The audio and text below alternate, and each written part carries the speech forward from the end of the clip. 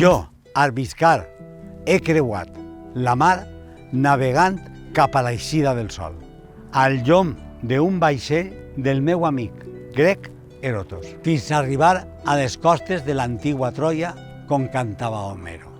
Al retorn hem passat per ports romans i el més important de Carchadats. He tornat a la meua terra carregat de mercaderies de tota classe. Això m'ha servit per a créixer en influència i poder.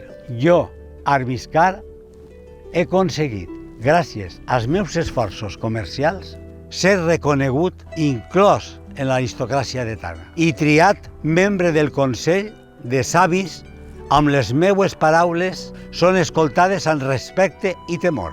Qualsevol no pot dir que ha viatjat més enllà d'on ix el sol, que ha conegut altres terres i altra gent i ha tornat per a contar-ho.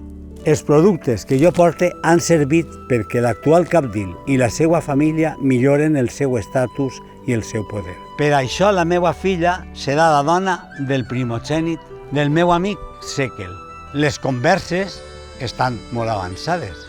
Van per bon camí. Va, què unim? On està en Corbeles? El meu tros de cel?